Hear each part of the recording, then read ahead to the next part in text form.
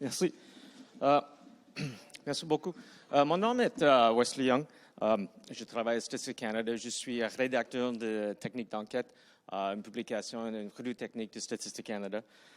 Aujourd'hui, j'ai l'honneur de présider cette section en reconnaissance de l'attribution du prix Waksberg à professeur Jean-Claude Deville. Joe Waksberg a travaillé à Westad il y a des années. Et j'oublie peut-être il y a 10 ans ou 15 ans, la technique d'enquête, aussi le ASA, American Statistical Association, et Westad a décidé de créer un prix Waksberg annuel pour reconnaître les contributions dans les théories et pratiques aux techniques d'enquête. Et le gagnant de 2018 est professeur Jean-Claude Deville. Le membre du comité de prix Waksberg était Danny Pfefferman, Michel Hédé-Reglou et Elizabeth Stewart et était présidé par Kirk Walter. Les 4 membres ont été très convaincus que le professeur Deville méritait ce prix. Je vais lire quelques commentaires du comité, mais c'est en anglais parce que les commentaires étaient en anglais. Jean-Claude Deville's well-known contribution is in the area of the use of auxiliary data to improve estimation. Un autre commentaire, c'est INSEE has improved its status in survey methodology via Jean-Claude. Donc, il donne beaucoup de contributions à INSEE. Aussi, I don't think that Jean-Claude's outstanding contributions to the theory and practice of survey sampling can be underestimated. I know that there may be a feeling that he is not respected by our community as much as he should be, and I feel that awarding him the Waksberg Award will make him very happy and perhaps as an indication of late recognition. Donc, comme je dis, les 4 membres du comité étaient convaincus que Jean-Claude Deville a mérité ce prix. Je vais ajouter, bien que le professeur Deville ait grandement contribué à l'utilisation de données auxiliaires dans l'estimation, il a également apporté une importante contribution au domaine de l'échantillonnage équilibré avec le développement des méthodes de cube, c'est avec ETA. Donc, moi, j'aimerais présenter cette plaque professeur Deville, en reconnaissance de son contribution à la théorie et pratique des techniques d'enquête.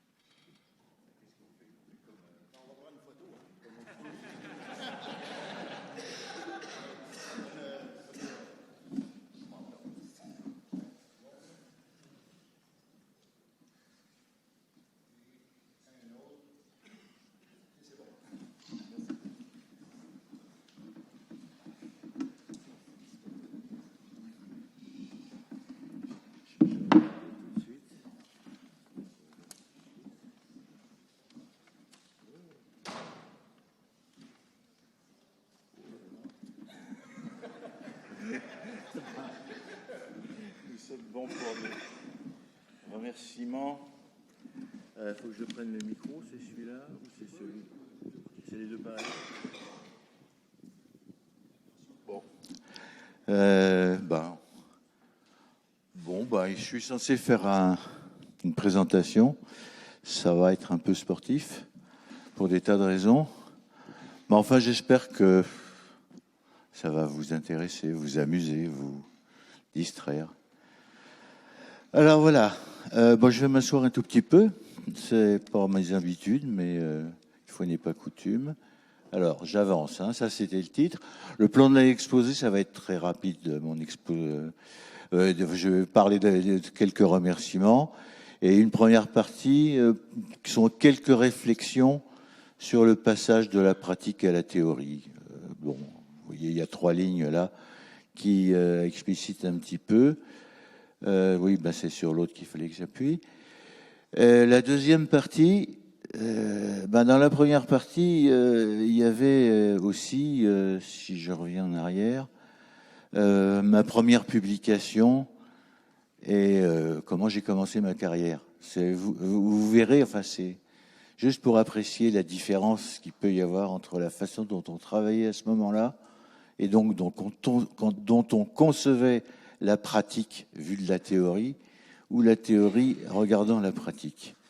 Vous verrez, les choses ont beaucoup changé.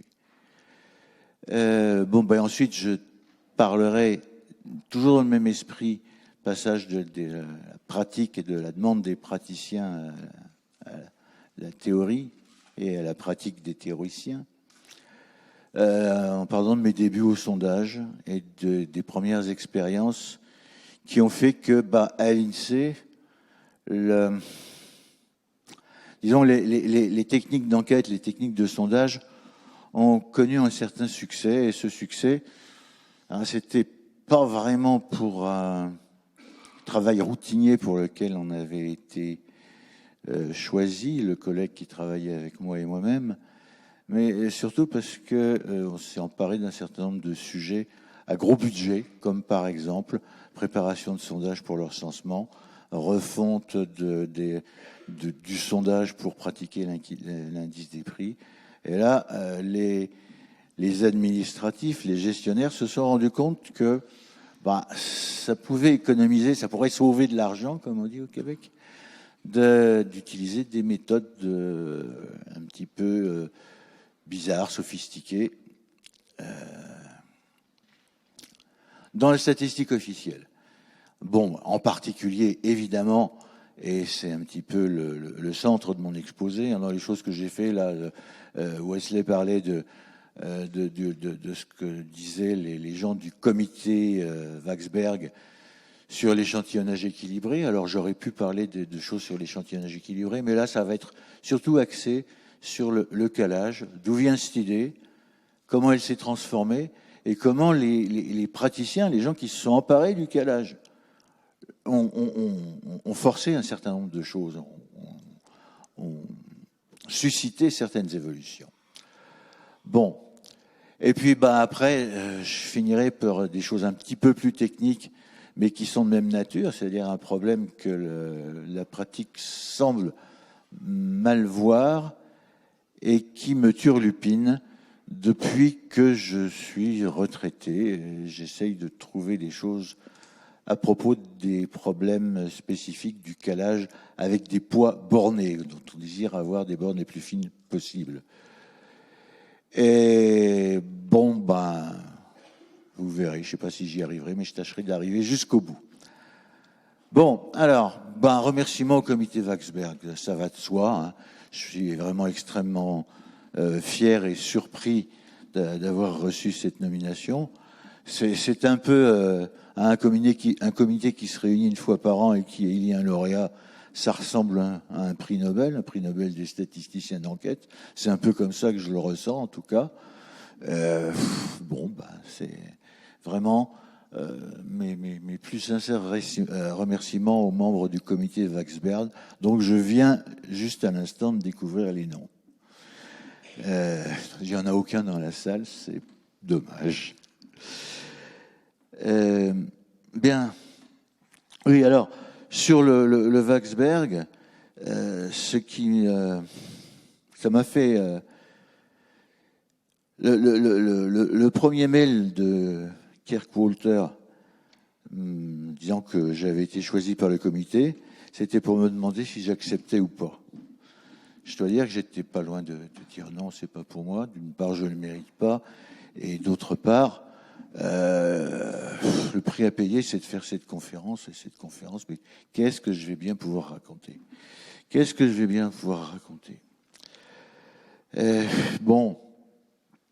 Et puis je me suis dit quand même, les prédécesseurs. Il n'y en a pas ici encore, il n'y en a pas, mais enfin, être précédé par Weinfuller, être précédé par John Rao, être précédé par Carl Sermdahl et d'autres que j'oublie, c'est quand même pas rien. Donc, et enfin, dernière raison d'accepter, c'est pour l'ensemble des statisticiens français, francophones, suisses, québécois, belges et autres africains. Pour l'honneur de la francophonie, je ne pouvais pas refuser ce prix, étant le premier natif francophone hein, parce que certains des prédécesseurs, comme Gad Nathan, que j'oubliais, étaient de fins pratiquants de la langue française. Bon, donc voilà. Et alors maintenant, donc, en tant que retraité, qu'est-ce que je pouvais faire? Je vais raconter un peu ma vie, et puis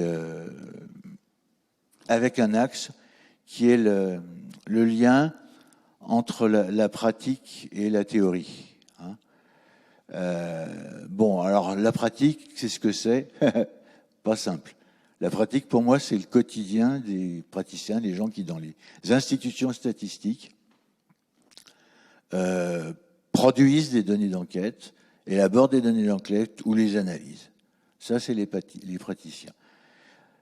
Et ils les produisent comment? Ils les produisent avec des outils et dans un environnement. Je vais un petit peu préciser cette affaire-là dans la suite. Surtout la notion d'outils et la notion d'environnement. Et bon, donc on sait qu'il y a les bonnes pratiques, on parle beaucoup de bonnes pratiques. Les pratiques, c'est ce qui marche. Ce dont les praticiens et les gens pour qui ils travaillent, le public, vite dit, est satisfait. D'où une maxime, respect aux praticiens d'abord. Les praticiens sont des gens qui ont beaucoup de problèmes avec la théorie, par exemple, et qui essayent de faire leur travail le mieux possible, ce qui fait que quand ils sont contents de la façon dont ils ont fait leur travail, il faut toujours se demander pourquoi, qu'est-ce qui marche là-dedans, parce qu'il y a des idées forcément profondes et qui les dépassent peut-être un petit peu, mais qui dépassent tout le monde au départ. Pourquoi quelque chose marche, hein? Pourquoi la colle? Il a fallu que des physiciens de haut niveau s'y intéressent pour qu'on sache à peu près. Bien, le suivant. Oui. Alors, et la théorie, c'est quoi la théorie? La théorie, c'est un discours sur une certaine réalité, et en particulier un discours sur des pratiques. Bon, alors, c'est ambigu, c'est la théorie, hein. Je dis pas les théoriciens parce que, n'oubliez pas, on peut très bien être praticien et théoricien, pas forcément au même moment, pas forcément sur les mêmes problèmes. Donc il y a une nuance, pas confondre quand je dis la pratique ou les praticiens. C'est un raccourci pour parler d'une certaine activité, mais rien d'autre, pas de gens. Bon, alors donc la théorie, dans le meilleur des cas, c'est quelque chose qui permet de comprendre quelque chose et de rebondir. Bon, on verrait sur le calage, c'est absolument manifeste.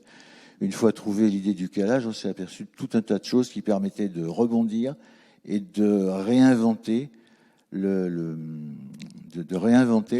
pratique du calage dans d'autres contextes et dans des objectifs un petit peu différents de ce que c'était à l'origine. D'ailleurs, il y a eu pas mal de publications là-dessus. Je vous ferai pas l'injure d'en parler. D'ailleurs, je les connais pas toutes. Et donc, ce rebond, c'est la critère d'une théorie qui réussit.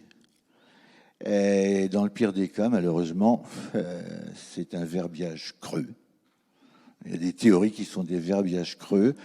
Je dois dire que, sans vouloir dénigrer d'autres branches de la statistique, que par ailleurs j'arrive à comprendre assez bien, je me demande vraiment à quoi ça peut servir, à quelle pratique ça se réfère.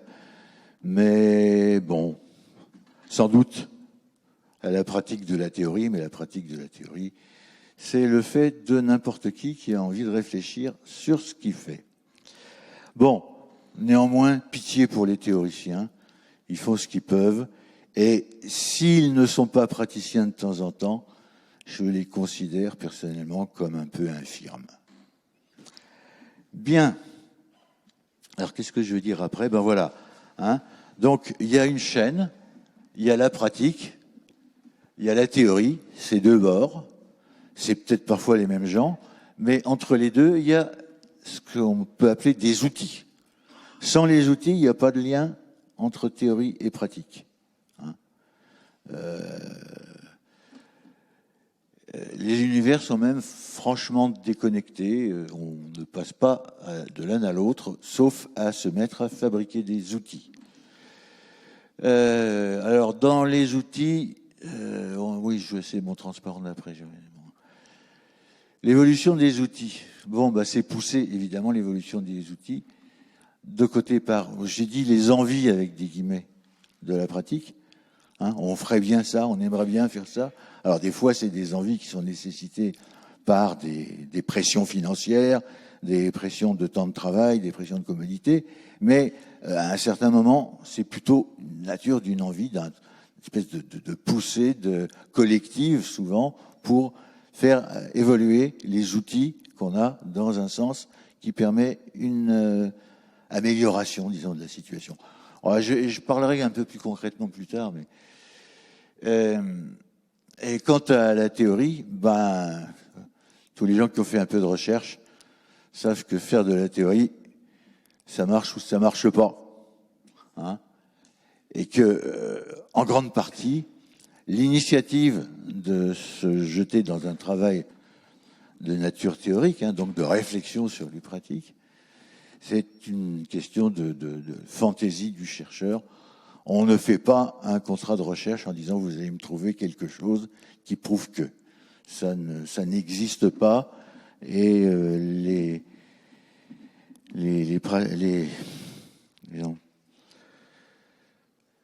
bref, je ne veux pas parler d'escroquerie pour parler de l'acceptation de certains contrats pour faire une théorie qui prouve que, mais il y a un peu de ça. Bon, alors les outils. Les outils.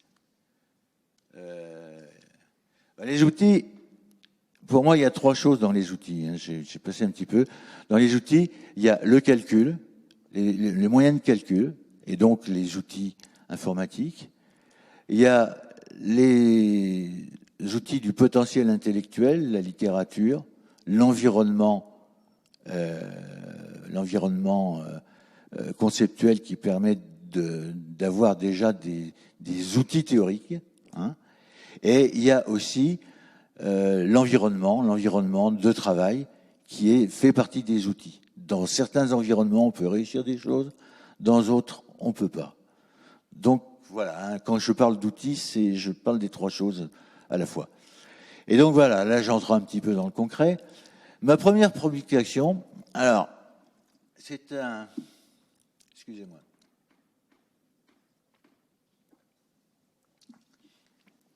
C'est mon premier travail à l'INSEE. C'était l'exploitation d'une enquête sur les familles associées au recensement de 1962. Moi, je suis arrivé à l'INSEE fin 1968, début 69, après un stage de formation. Et vous voyez, ça donne une idée des délais. Vous voyez, des données qui gisaient. Alors, c'est vrai qu'il y avait une tentative d'exploitation qui avait foiré, parce que ça, c'est les problèmes de la sous-traitance. C'était déjà quelque chose d'assez problématique à l'époque. Donc, ça s'est traduit par un article avec Gérard Callot, que certains ont sans doute connu ici, qui est l'auteur d'un excellent livre de statistiques descriptives, surtout pour l'époque, hein, et d'un honorable livre de statistiques mathématiques, et qui animait à l'époque le département de démographie dans lequel je travaillais. Alors, cette enquête sur les familles, c'était des données fabuleusement riches malgré leur simplicité.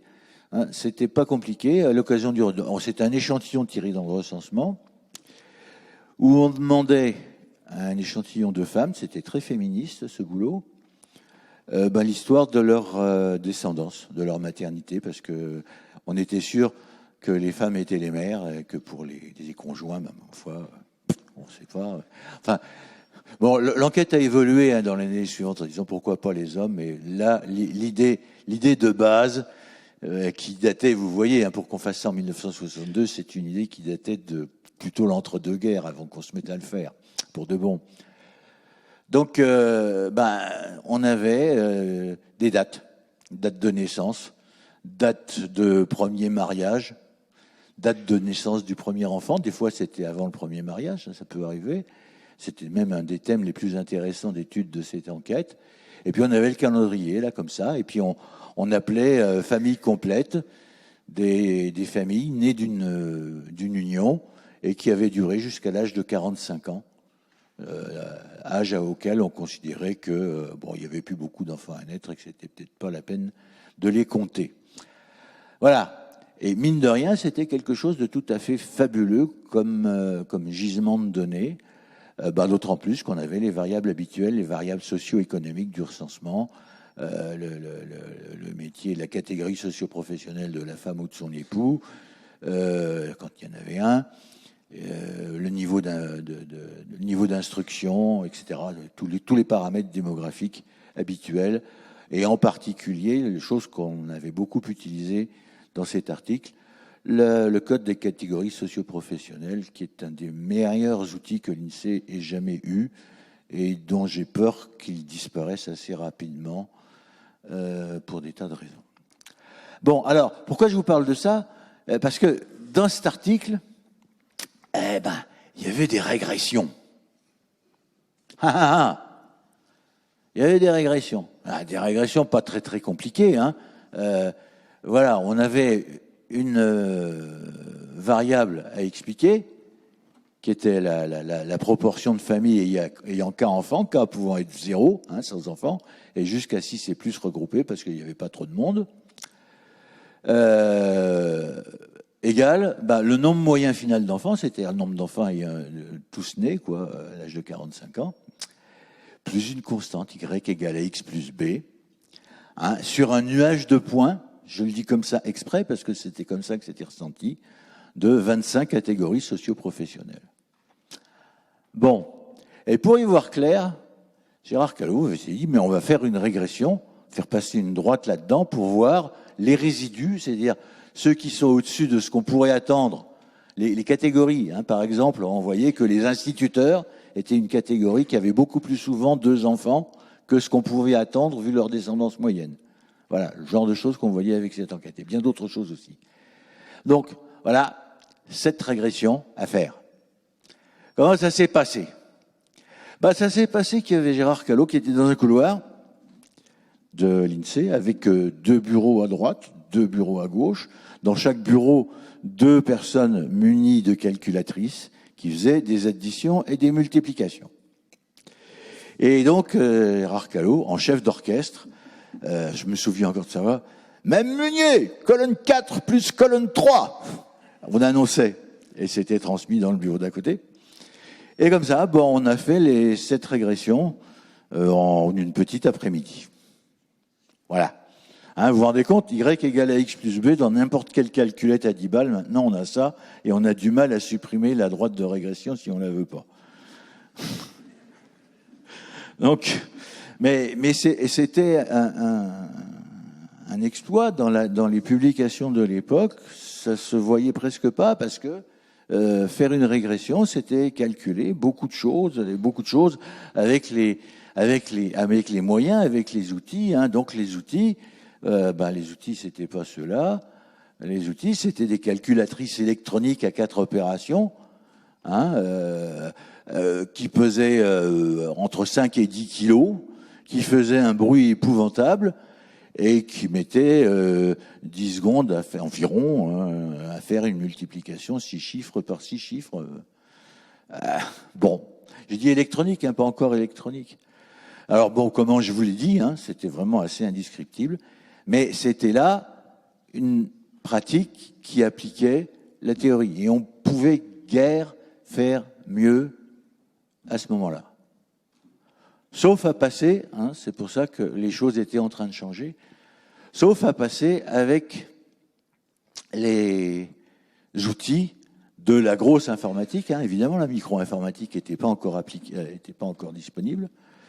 Et les outils de la grosse informatique, à l'époque, c'était épouvantablement lourd. Je les ai connus peu de temps après, puisque j'avais quitté la division démographie pour passer au département recherche et travailler encore sur le calendrier de constitution de famille. Alors je le dis rapidement, je vais passer rapidement là-dessus. L'idée était d'essayer d'avoir tout le concept temporel, dire voilà le nombre d'enfants tenter. Alors là, c'était après le mariage, mais c'est peu important, ça aurait pu être là, ça aurait pu être n'importe quoi. Il se trouve qu'après le mariage, c'était plus intéressant parce que ça donne une population relativement homogène, hein, et donc une fonction qui donnait le nombre d'enfants qui étaient déjà nés, autant T après le mariage, T étant un nombre réel, puisqu'on avait les dates exactes, donc c'était quasiment du continu, hein, c'était pas les années de naissance, c'était le 3 mars 1900, je vous dis pas l'année parce que ça serait ma année de naissance et que vous ne la saurez pas. Donc voilà. Et bon, j'avais eu une idée qui m'avait valu d'être passé à la recherche, c'était de dire, mais en France, on fait de l'analyse des données, on fait de l'analyse factorielle. L'analyse factorielle, c'est dans un espace de type Rn, mais si on a un espace de type L2, avec une métrique, c'est presque pareil. Je dis presque. Mais quand c'est les données d'une fonction de covariance d'un processus du second ordre, alors c'est vraiment presque pareil parce que l'opérateur dit de covariance est compact, il a des valeurs propres et donc on peut les calculer. Alors on peut les calculer, évidemment, il y a du boulot. Hein, il y a du boulot parce que comme c'est du continu, c'est de dimension infinie, il faut projeter sur un sous-espace de dimension finie, prouver que la projection sur une sous-espace est une approximation de ce qu'on aurait si on pouvait traiter directement un objet de dimension infinie, etc. Hein. Donc voilà, ça a donné lieu à un article qui est resté relativement célèbre à certains endroits. Alors j'avais 25 ans d'avance, hein, parce que dans les années 2000, ce genre de méthode a réapparu parce qu'il y avait de plus en plus de données et que les choses étaient de plus en plus faciles. Mais bon, sur les outils, vous voyez qu'on change un petit peu de dimension. Hein. Les outils, il a fallu que j'apprenne à programmer parce que je savais pas. En tout cas, je savais faire 2-3 petits trucs, mais pas de façon efficace, pas de façon à conduire le programme que je viens d'indiquer. Et puis sur le plan physique, donc ça c'est qu'est-ce que je devais apprendre sur le plan des techniques que je connaissais pas. Sur le plan physique, il fallait aller porter son paquet de cartes au terminal. C'était à l'autre bout de l'immeuble, hein, et on avait un paquet de cartes. Alors il n'y avait pas intérêt à le laisser tomber par terre parce qu'on était foutus. Si on voulait faire une sale blague à un copain, lui piquer une carte, on la déchirait ou on la mettait à un autre place dans le paquet. Enfin bon, il y avait des aléas. Hein. Et bon, du point de vue de la performance, du temps de travail, on allait au terminal, on revenait, et puis entre-temps,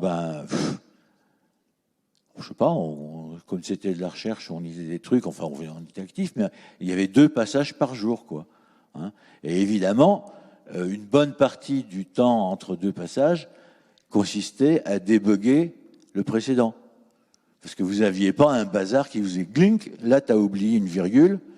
Hein. Il fallait trouver que si ça avait merdé, vite dit, c'est parce que c'était une virgule quelque part. Donc à programmer efficacement, c'est arriver à bien flairer quel genre de saloperie il pouvait y avoir dans ce qu'on avait créé. Bon, vous voyez, c'était un beau métier, hein, mais enfin, du côté de l'application de la théorie, c'était pas vraiment. Oui, il fallait apprendre à perforer des cartes avec des trous, et puis accessoirement à se prendre un petit peu ce que c'était que des espaces de Hilbert et des opérateurs dans cet espace. Bon, c'était bien, c'était un bon boulot. Mais c'était pas non plus, on n'avançait pas très très très vite, quoi. Hein. Je veux dire, le temps de mettre au point les programmes et tout ça, ça a pris pas mal de temps, et d'écrire le papier. Bon, là je vais aller très très vite, c'est parce que tant que j'y suis, il y a une période de mon existence où, ayant passé 4 ans comme chercheur à l'INSEE, on m'a dit c'est très bien, mais les chercheurs de l'INSEE, ils sont faits pour retourner à la production, et donc je suis retourné du côté de la démographie parce que comme d'autres ici, de l'INSEE que je connais bien, la démographie, je trouvais que c'était pas mal parce qu'au moins on comptait pas les sous du patronat. Et ça, je m'étais juré que je le ferais jamais, et je l'ai jamais fait. Compter des bonnes femmes, ça va. Je suis tout à fait d'accord. Savoir quels sont les problèmes qu'il peut y avoir d'intervalle entre naissances, ça m'allait aussi, surtout que j'étais jeune marié. Enfin bon.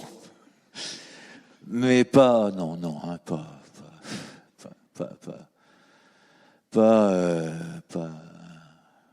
optimiser les fiscs et tout ça. Bien. Donc, dans cette période-là, enfin, c'est surtout à partir de la toute fin des années 70, on a vu apparaître des terminaux en libre-service. Ça a été un progrès terrible parce qu'on n'allait pas porter son paquet de cartes à l'autre bout de la baraque. Hein, on avait au début des machines à écrire qui faisaient aussi beaucoup de bruit et qui mettaient 5 minutes à donner le résultat. Mais enfin, 5 minutes au lieu d'une demi-journée, c'était bien. Hein. C'était juste le temps, comme j'avais comme copain des joueurs d'échecs, de faire un blitz ou deux entre le moment où on envoyait le travail et le moment où le résultat arrivait. C'était parfait. On était très, très efficaces. Hein. On était les premiers à la recherche à se servir de ces machines. Bon, puis après, il y a eu les écrans, puis tout ce qu'on connaît. Qui se sont développés avec les PC à partir de 83, mais enfin, il y avait déjà quelques écrans d'une autre marque avant. Et puis, donc, dans les années entre 83 et 90, on peut dire qu'on a eu un changement complet du poste de travail du statisticien et des délais entre le moment où il avait l'intention de faire quelque chose et le moment où il en avait le résultat. Hein. Alors, d'autant plus, c'est le deuxième point, qu'on a vu apparaître les logiciels généraux. Ça, c'est le début c'est le début des années 80. Et puis SAS en particulier, qui a permis une standardisation des programmes. Le fait que, par exemple, SAS, l'usage d'un logiciel privé, soit passé dans l'enseignement des écoles de statistique officielles est tout à fait révélateur. Hein. Donc ça, alors il y a quelque chose qui s'est perdu avec le poste de travail où l'ordinateur trône au milieu du bureau. C'est toute une époque où il y avait des salles de terminaux et des tas de gens qui se baladaient dans ces salles de terminaux. Parce que là, on échangeait. Comment tu fais ça, toi? J'ai un truc qui va pas. Ça t'est déjà arrivé? Ben non, mais lui, il sait. C'était vraiment très, très, très, très bien. Bon. Ah oui, j'ai mis en toute petite lettre là, les calculettes programmables. Ça, c'est assez rigolo. C'est un souvenir personnel avec Olivier. Quand j'ai connu Olivier, il venait en stage pour moi, enfin pour faire un petit travail surtout lui et puis moi comme superviseur. Et il a tout fait avec une petite calculette parce que c'était des données qui étaient petites, quoi. Hein. Mais enfin, ça montrait un changement dans les outils qui était absolument considérable. Bon, voilà. Hein, et puis, c'est en période beaucoup plus récente, évidemment, les capacités de calcul qui augmentent, les capacités de stockage, ça, on s'en rend pas bien compte, mais dans les années 90, la chasse à l'espace disque des gros ordinateurs était quelque chose de terrible. Chacun avait droit à une allocation d'espace disque et il y avait des empoignades absolument féroces pour gagner quelques kilo-octets pour arriver à placer un fichier de résultat, par exemple. Et là, c'est la physique qui a fourni les moyens. Les progrès de la technologie des mémoires a permis de se libérer complètement de ce fardeau du stockage, à peu près complètement. Et c'est sans doute pas fini. Donc ça veut dire une délocalisation des ressources, le big data et le cloud, etc. Bien. Alors bon, oui, ça c'est la production méthodologique de ma pomme à ce moment-là. Il y a deux articles importants, mais bon, je passe, c'est pas là pour faire ça. Bon, alors au bout d'un certain temps, en 82, 3, comme l'INSEE ne savait pas quoi faire de moi, on a trouvé bon de m'envoyer au sondage parce que le type qui s'occupait de ça depuis 20 ans partait à la retraite. Bon. Alors j'arrive avec un collègue, je voudrais citer son nom parce que c'était vraiment un très très bon ami qui est mort tragiquement. C'était Gilles Darrois. Pour ceux qui l'ont connu, souvenir. On est parti de zéro. Hein. Si Gilda avait un petit peu travaillé sur les sondages dans le cadre régional, moi j'y connaissais rien. Hein. Vraiment rien de chez rien. J'avais suivi un cours autrefois à l'école, mais bon, je me souvenais juste qu'il y avait des tas de formules compliquées et que, ma foi, les sondages, 2 degrés, 3 degrés, tout ça, et pourquoi 4, me disais-je. Bon, pourquoi pas 4 plutôt. Bon, alors voilà, mes outils, j'ai commencé par des outils théoriques, parce que comme j'allais être propulsé, je savais, on m'avait dit que j'irais. J'étais condamné à... Et donc, il y avait le bouquin de Hajek qui venait sortir. Il dit, tiens, Hajek, j'aime bien, c'est un fortiche, celui-là. Et donc, j'ai appris, ça peut paraître paradoxal, mais pas mal de sondages dans les bouquins de Hajek. Et puis après, j'ai lu des articles, évidemment, Serndal, Rao, Fuller, bien d'autres, des meilleurs. Mais enfin, vraiment, je me souviens de pas mal d'articles que j'ai lus dans cette période qui va de plus que 10 minutes, oh là là. Bon, voilà. Et donc, la pratique, c'était de fabriquer un nouvel échantillon maître et puis de tirer des échantillons. Alors après, je vais passer donc très très vite. Premier, et surtout d'informatiser tous les tirages d'échantillons. Ça veut dire qu'il y avait beaucoup moins de boulot à faire, hein, et que ça laissait un temps. C'était un de mes objectifs quand j'avais réfléchi. Je dis, je pense pas, mais qu'est-ce que je vais faire? Je vais m'emmerder comme un rat mort. Je dis, oui, pendant 2 ans, je me suis emmerdé comme un rat mort. Mais enfin, on a réussi à avoir un système automatisé qui faisait que le fait d'obtenir un échantillon correct, testé, ça prenait 1 semaine. Et que, comme il n'y avait pas une enquête à tirer par semaine, ça laissait du temps pour faire d'autres choses. Et dans l'autre chose, il y a eu des contrats, en particulier un contrat avec le recensement pour tirer un échantillon au 20e de district de recensement, de façon à pouvoir faire une exploitation anticipée. Hein, c'est-à-dire donc choisir dans les lots de questionnaires des districts tirés de façon échantillonnale, de façon ce serait extrapolable, et qui seraient les premiers à être dépouillés de façon à avoir des premiers résultats. On savait, parce que mon prédécesseur avait fait l'étude correcte, d'ailleurs très correcte, un temps après, qu'il y a un effet de graphe massif à prendre des districts, et que du point de vue de la précision que les responsables voulaient attendre, ça allait pas. J'avais un petit peu l'idée d'un échantillonnage équilibré, ce qui fait qu'avec ma collaboratrice de l'époque, on a réalisé cet échantillonnage équilibré de districts sur pas grand-chose, hein, sur 3 variables, le nombre de personnes, le nombre de logements et le nombre d'immeubles. Mais si on regarde bien un petit peu ce que ça fait, ça retrace assez bien le tissu urbain, quoi. C'est-à-dire beaucoup de logements et peu d'immeubles, c'est une zone pavillonnaire. Beaucoup d'individus, ça veut dire des grands logements, ça veut dire plutôt des banlieues. Enfin, c'était très très bon. Et effectivement, à la surprise, la mienne la première, mais grande satisfaction quand même, on rattrapait tout ce qui était perdu par l'effet de grappe avec ce simple équilibrage de l'échantillonnage. Et donc la méthode a été adoptée et a fait gagner 150 000 heures de travail à l'INSEE par rapport à la procédure qui était envisagée et un certain nombre de mois d'analyse, programmation, Bref, succès, on était devenus des chefs. D'autant plus que parallèlement, je vais à la page suivante. Je vais à la page directement suivante. Non. Alors parallèlement, avec les renforts de l'équipe, on avait pu commencer à attaquer des échantillonnages pour l'indice des prix, où là aussi, ça a été un jackpot pour l'INSEE. Et ils nous ont dit, bravo les gars, vous avez gagné même une prime, on a eu une prime pour ça, hein, sans blague, pas énorme, mais enfin, de qualification. Bon, alors, oui.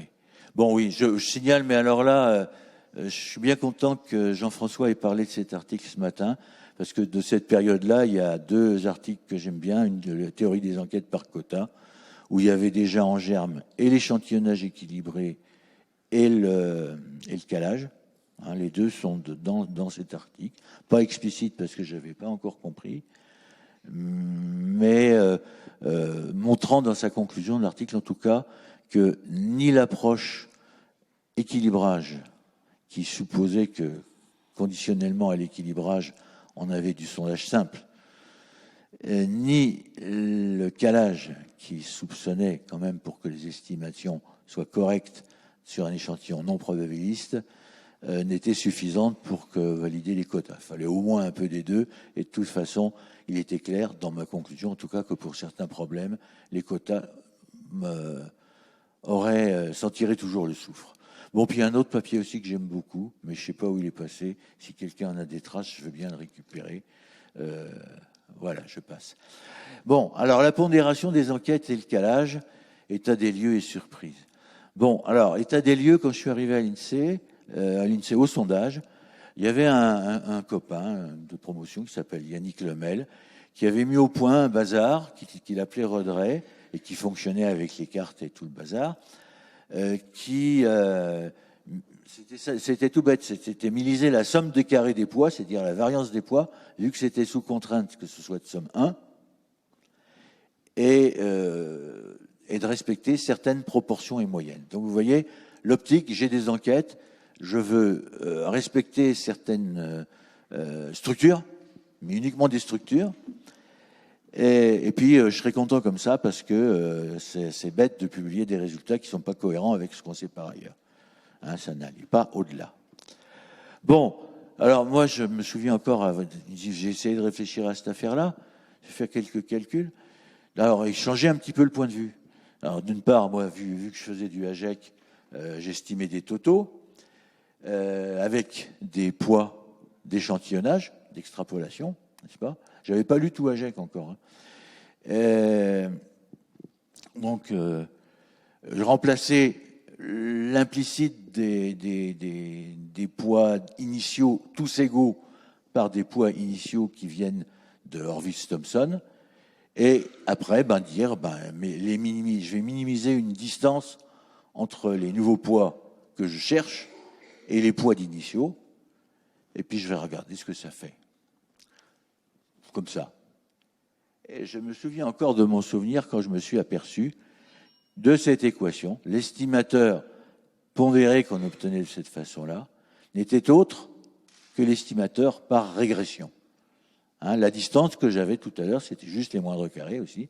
C'était rien que l'estimateur par régression. Et alors, cet estimateur par régression, qui était quelque chose de mystérieux et que personne, je pense, n'utilisait.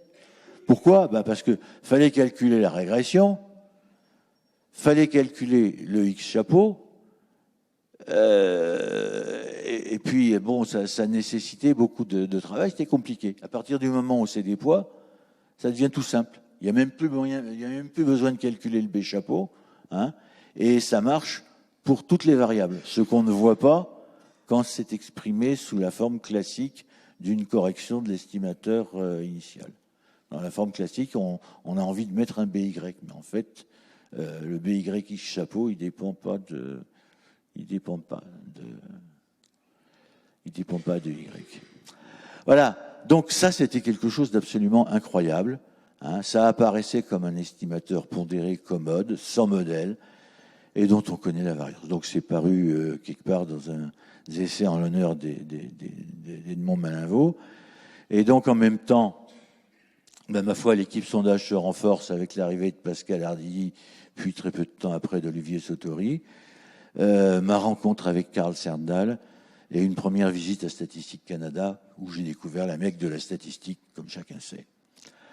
Et mon modèle pour essayer de faire des choses à l'INSEE. Bien. Alors, qu'est-ce qu'il y a eu après pour arriver au calage ?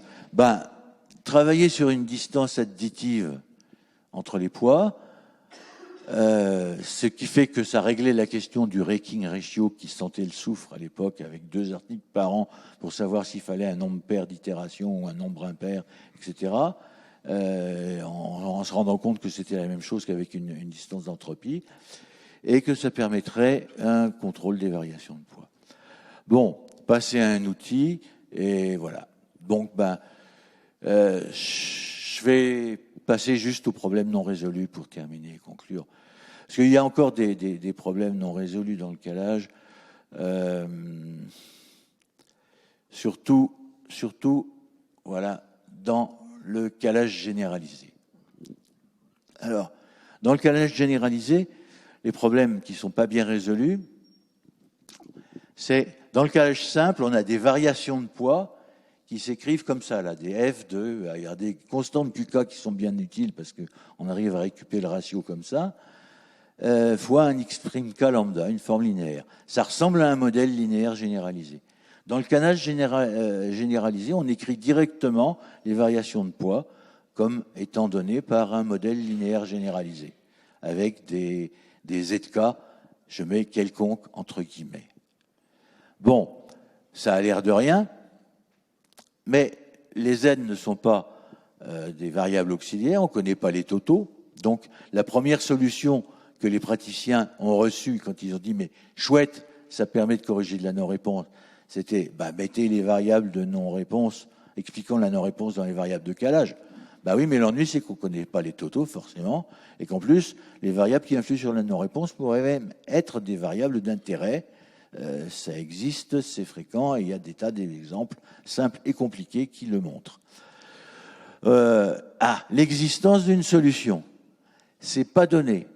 Et vous allez voir, si j'arrive à terminer, l'existence d'une solution est un des problèmes qui ne me paraît pas résolu de façon satisfaisante dans le calage généralisé, et pour des raisons que je vais essayer de vous donner avec des petits dessins. Bon, il y a un troisième point, évidemment, qui est le statut du lambda qu'il y a là-dedans, parce que le lambda, il mélange un effet de calage, donc d'erreur aléatoire, et un effet fixe d'explication de la non-réponse. Bon, j'ai toujours pensé, en n'ayant fait que de la théorie et pas de passage à l'axe, qu'on pouvait faire des tests avec cette idée de significativité de variables expliquant la non-réponse, mais ça ne s'est jamais fait. Bon, alors, la biblio narcissique, je passe. Alors, sur la méthode à poids borné, il faudrait que j'arrive directement... voilà. Bon, dans le calage à poids borné, on constate les choses suivantes. On dit, je vais fixer des bornes grand M et petit m à mes poids GK, à mes variations de poids. Je ne veux pas que GK soit plus petit que le petit m, ni plus grand que le grand M. Et puis, j'essaye de me débrouiller. Ailleurs, il y a une... oui, alors là, c'est la panique complète. Je ne sais pas comment je vais faire. Bon, ce qu'on constate, c'est que le grand M et le petit m, si on pratique par tâtonnement, ce qui est la pratique intuitive, naturelle, le grand M et le petit m ne dépendent pas de la métrique qu'on utilise, de la distance qu'on utilise. On prend une distance qui est dans une boîte, dans un cube, qui ne prend ses valeurs que dans une boîte et qui est à l'infini au bord, comme on peut faire avec les modèles linéaires généralisés. Donc, les bornes ne dépendent pas de la distance utilisée. La plupart des poids convergent vers l'un ou l'autre des bords, et puis, il en reste quelques-uns qui se baladent entre les deux. Bon, alors, le point, c'est que si on regarde un tout petit peu, on a changé de problème, on a changé un tout petit peu de problème, et en fait, on étudie la position d'une variété linéaire de dimension petit p, avec le cube centré au centre du cube d'une diagonale de longueur grand M moins petit m. Bon, cette procédure de tâtonnement, on se rend compte que ça tombe nécessairement sur un bord du cube, et sur un bord qui est comme la projection est sur la projection de quoi? Ouais, j'ai pas dit de quoi. Bon, je crois que comme ça va être 0, je vais passer à une arnaque. Voilà. Bon, ça c'est un truc qui explique un peu ce qui se passe. hein. On a un estimateur d'Horvitz-Thompson qui tombe ici. Là, on est dans un espace de dimension P, l'espace des X fois quelque chose, hein. Donc, T, c'est le total, le vecteur des totaux, donc c'est un point dans cet espace de dimension P. Et là, vous avez votre cube qui se projette ici sur un sous-espace de dimension 2. Alors, vous voyez que si vous voulez diminuer le diamètre du cube avec le centre qui reste fixé, floc, vous allez retomber sur votre un bord qui va venir quelque part par ici, et donc T sur un bord de dimension P-1 ici. Et puis vous avez un deuxième paramètre de centrage, vous allez pouvoir le faire bouger à droite, à gauche. Et là, en fait, vous allez arriver à ce point-là, mais qui va être revenu ici. Hein, ça, c'est le cube minimum, quoi. On a diminué par homothétie par rapport à un point de cet axe, et puis après, on translate de façon à avoir le plus petit nombre possible. Et donc, on trouve que le bord du cube, c'est celui qui initialement était là, et qu'on a rétréci pour qu'il vienne ici, sur un point du bord de dimension P, du coup, moins 2. Hein. La projection est de dimension P, le bord qui est là de dimension P-1 et le coin qui est là de dimension P-2. Voilà, c'est ça le mystère. Alors, on n'a pas fini parce que ça marche dans le cas du calage métrique. Pourquoi ? Parce que dans le calage métrique, tout se passe bien, c'est fait pour qu'il y ait une projection, et grosso modo, les explicatives des poids G, les QK, XK, lambda, ils dépendent que des données X. Il n'y a pas de Z, il n'y a pas de variable explicative. Dans le cas du calage généralisé, c'est pas si sûr. Voilà un exemple minimaliste. Voilà, X, vous avez 3 observations, 2 contraintes. Vous voyez, c'est pas bien méchant. Là, Z, c'est le même. Tout se passe bien. Vous allez voir ce que j'appelle tout se passe bien. Et ici, vous avez une catastrophe. Vous allez voir ce que c'est qu'une catastrophe. Alors, on a juste changé le Z, qui était à 1, pour le mettre à 1 moins 1. Vous direz, qu'est-ce que ça change ? Vous allez voir. Voilà. Dans le cas du calage ordinaire, on a ce qu'on appelle un profil apparent, qui est l'ensemble des points du cube qui se projettent sur le bord de l'image de X, sur l'espace dt. Ici, vous avez... Alors là, il faut voir, hein, ça c'est en dessous, un triangle. Ici, j'ai un carré. Et ici, j'ai de nouveau un triangle au-dessus du cube. C'est une variété de dimension 2. D'accord ? Hein ? Mais cette variété de dimension 2 va toucher tous les points extrêmes du profil apparent. Et comme un point intérieur du cube est une combinaison linéaire enfin, il y a toujours un point à l'intérieur du cube qui est la projection d'une combinaison linéaire de ces sommets du profil apparent, on a toujours une solution. Une autre possibilité, là ça dépend des X, donc c'est fixé, on a toujours ce type de forme-là. Si je fais tourner ce cube-là d'un quart de tour, imaginez que ça tourne d'un quart de tour, voilà. J'ai toujours un profil apparent qui va être celui-là, que je ne dise pas d'ânerie, non, celui-là. Ça, c'est le profil apparent du cube. Mais mon Z, regardez où il est. Il est là. Ici, j'ai un carré qui est par ici. Et j'ai de nouveau un truc qui est là. Qu'est-ce que je constate ? Je ne peux pas obtenir, si le meilleur calage possible était ce point-là, je ne pourrais pas obtenir de Z' lambda qui lui correspondent, hein, qui en soit la solution. Si par contre je cherche une solution directe, je vais trouver une solution qui va être au voisinage, parce que cette espèce de squelette de trame là, qui enveloppe un truc de dimension P, comme on a des fonctions f qui sont lisses, c'est des choses qui se goupillent un petit peu comme ça, quoi, vous voyez. On a une surface un petit peu molle qui s'appuie sur les bords de cette chose-là. Et là, ben, vous voyez que si jamais j'ai une direction de projection qui passe par là, par exemple, je peux avoir des solutions un petit peu n'importe où. Je peux ne pas avoir de solution. Je peux avoir deux solutions. Je peux avoir une solution qui correspond à je sais pas quoi, parce qu'il n'y a plus de maximum ni de minimum de distance. Une solution de quoi? Des équations de calage. Je vais oublier de dire ça. Et donc, ben, j'ai pas trouvé de solution. La solution le problème, c'est de trouver en fait une condition sur les Z telle qu'on soit toujours dans ce cas de figure-là. Bon, il y en a une qui est connue et répertoriée, c'est le calage, et même le calage avec des QK. Et il y en a une qui est répertoriée comme fausse, c'est le petit exemple. Donc le problème, c'est de savoir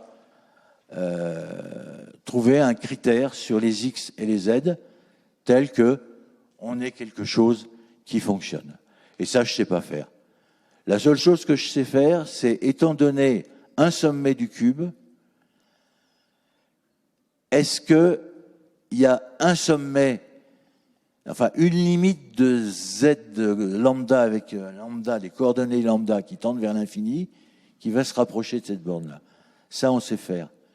Mais c'est pas pratique, parce que 2 puissance n sommet du cube, on va pas aller les regarder tous. Par contre, 2 puissance p sommet, ça va faire peut-être un peu beaucoup, hein, si p égale une dizaine de contraintes, ça commence à faire beaucoup, mais on peut envisager. Mais il faut savoir circuler là-dedans, ça je sais pas. Hein. Et d'autre part, une condition globale, quand même, serait relativement bienvenue. Alors, des conditions globales, dans ce que je raconte là, je dis que grosso modo les ZK et XK ont les mêmes signes, mais j'ai écrit ça et puis depuis je suis persuadé que c'est pas vrai. Ce qui a l'air de marcher, c'est que toutes les variables sont strictement positives, mais je suis pas bien sûr non plus que ça marche parce que si vous avez une variable avec une échelle, pourquoi pas centrer, si vous voulez, et avoir des choses négatives et positives, ça pourrait... Mais maintenant, c'est des conditions suffisantes, alors peut-être que... Enfin bref, j'en sais rien, mais je suis un petit peu sceptique sur le fait que cette condition soit suffisante, sachant qu'elle m'avait paru évidente, parce que ça voulait dire que la matrice grand Z, X, Z', hein, la matrice de régression instrumentale, était définie positive, mais en fait, c'est pas vraiment une condition suffisante.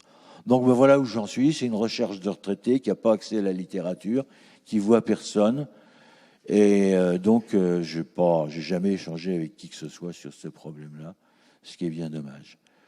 J'ai oublié, parce que j'ai sauté les transparents, que Monique Graff a fait un travail très intéressant là-dessus, où justement elle montrait qu'avec des techniques de programmation linéaire, on pouvait atteindre de façon relativement économique un optimum, mais moyennant quoi, elle ne parlait pas du calage généralisé, puisque c'était simplement le problème des points minimums, c'est-à-dire l'ajustement dans une métrique de type L infini. Donc voilà, mais sinon un travail très intéressant. Voilà, merci pour votre attention.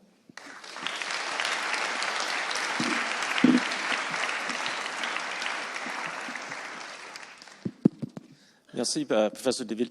On a dépassé le temps, donc peut-être on peut garder des questions, des commentaires pour les prochaines sessions. Veux-tu faire ça, Camille? Parce que je vous invite. OK, la prochaine session, c'est où? Nuuk? OK. Donc, si vous avez des questions ou des commentaires à discuter avec le professeur Deville, je vous invite de peut-être parler pendant la pause ou pendant la session. OK, merci.